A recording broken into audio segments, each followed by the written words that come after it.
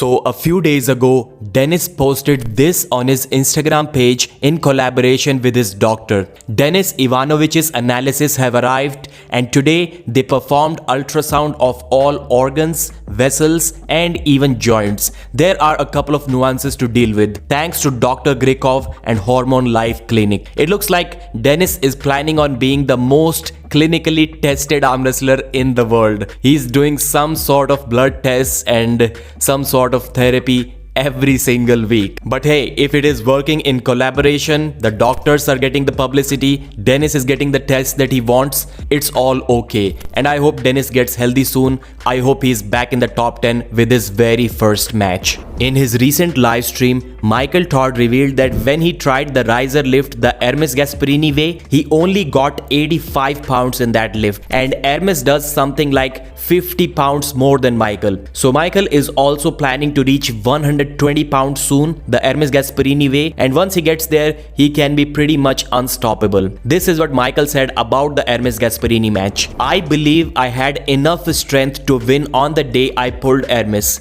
I mentally wasn't in the right space that I needed to be, and he had a perfect performance, so he won. And Michael said since now he has the knowledge of arm wrestling Ermes Gasparini, he can possibly beat Ermes the next month or maybe even the next weekend. He just needs to make a couple of changes like clamping his hand so hard on Ermes Gasparini's hand so that he cannot climb any further and taking the buckle side every single round so that he can get a tighter strap. I would say I completely disagree with this statement of Michael, and you may remember I was the one saying that I'm really impressed with Michael Todd's performance. People are not seeing how good Michael performed against Ermes Gasparini. Still, I'm saying that he's not going to beat Ermes the next week or the next month. When you have arm wrestled someone for 9 rounds and you have not only not pinned them once, but maybe you didn't even get on the winning side for once in all of these 9 rounds, except for one round when Ermes wanted, then it's a weird thing to say that you can win the match the next week, because even Michael doesn't know what happens even if he's able to get Ermes towards his losing side. And I'm saying this won't happen for Michael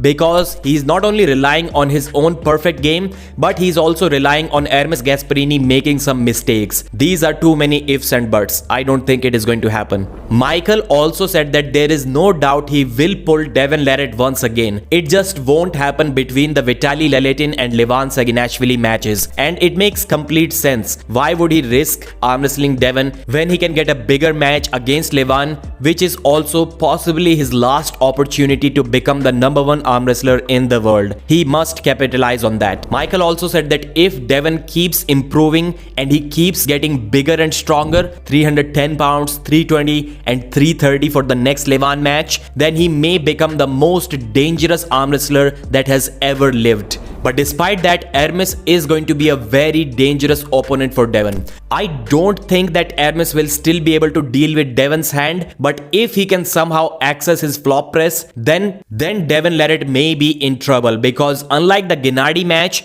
Devon won't be able to grab Ermes low and force the match inside or force his shoulder right off the go, because Ermes will rip through it. So he has to top roll Ermes and hope or plan that Ermes cannot access his flop press. About his match against Vitaly, Michael said that it is really difficult to beat him without a transitional press, and as of now it seems that Vitaly does not have that press, at least on the right arm. I'm gonna have to have a perfect performance, which I do believe I'm capable of having. I believe this is a match I can win, but I understand that he's gonna be very hungry for the win as well, so it's gonna be a battle. Michael acknowledges that he's the favorite to win the match if it stops, but Vitaly definitely has the possibility to flash pin him. Michael's plan going into the match will be 3 simple steps. 1. Get the slip. Number 2.